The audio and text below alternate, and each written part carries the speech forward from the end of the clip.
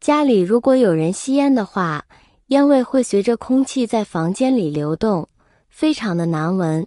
殊不知室内有烟味，不用开窗，学会这招，抽再多烟都不怕，方法太棒了。看完你也去试试吧。大家好，欢迎来到小明家魔法。去除烟味方法一：白醋花露水。不管是装修风格是怎样的，大家最要紧的是香烟的那个味道，在刚接触的时候还没有闻到太大的危害，但是时间一长就已经习惯了。但是有时候一进家开门，一股浓烈的烟味弥漫整个空间，那种臭味让人受不住，没办法待在这个屋里。这个时候大家快来试试白醋和花露水的组合，这个方法就在拿两者混合使用。只要倒一些醋水，然后再倒一些花露水，然后将它放在室内通风的地方，不带任何的风扇进行通风，就能消除浓烈的烟味。但是用户要注意，有些家庭是禁止放一些醋水出来的，比如说木质家具，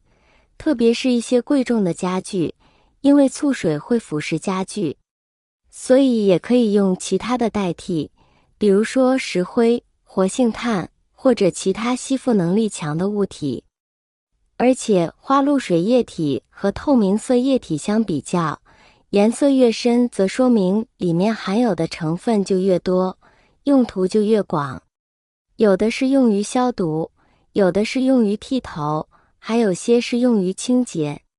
所以在选择的时候可以先从颜色上去判断，做到心中有数，自然就可以用花露水来消除屋里的烟味了，有效且环保。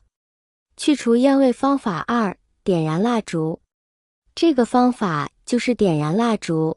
在熏香烟的时候一定要保证窗户都是关闭上，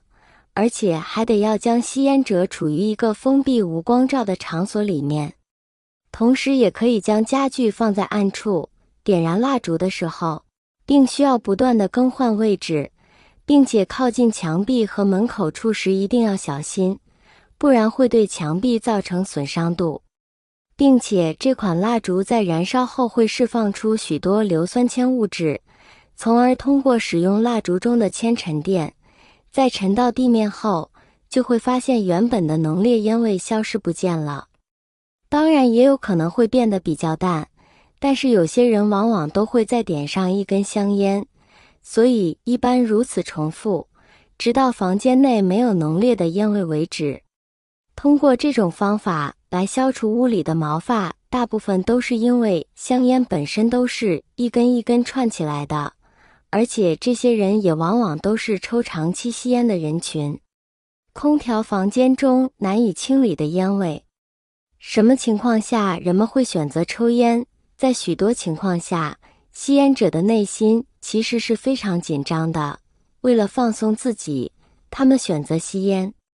人们吸烟主要有两种情况，一种是在紧张的时候人们会去抽烟，另一种就是他们在空闲的时候抽烟。当人们处于紧张的态度的时候，人们就会急忙找点东西做，就会去抽烟。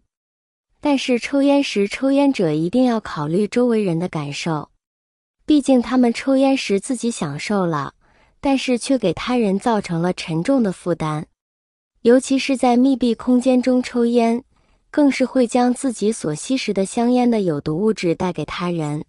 他们根本无法逃避。去除烟味方法三：平时吃完了橘子皮不要扔掉了，我们可以准备一个碗，把吃剩下的橘子皮撕成小块，然后放到碗中，再往里面倒入热水，用热水把橘子皮泡一泡，差不多泡上10几分钟的样子，我们再把这个泡橘子皮的水倒进喷壶里面，然后再将它喷洒在室内有二手烟的地方。橘子皮本身就含有芳香剂，我们将橘子皮泡一泡，这样泡出来的水也是清香的。我们将它喷在空气中，就可以覆盖室内的二手烟了，效果也是非常好的。要是没有橘子皮的话，我们也可以用柠檬或柚子皮来代替。去除烟味方法4：米醋厨房常见的宝贝，去除烟味的本事可不小。准备一个长口盆，装上清水，然后倒点米醋进去，米醋和水按1:3的比例就行。要是烟味特别重，就多放点米醋，接着再滴几滴柠檬水，让空气变得更清新宜人。把干净的毛巾浸在这溶液里，吸饱之后凝成半干状态，最好能挥出水雾。大家可以把毛巾挂在衣架上，找个通风好的地方挂着，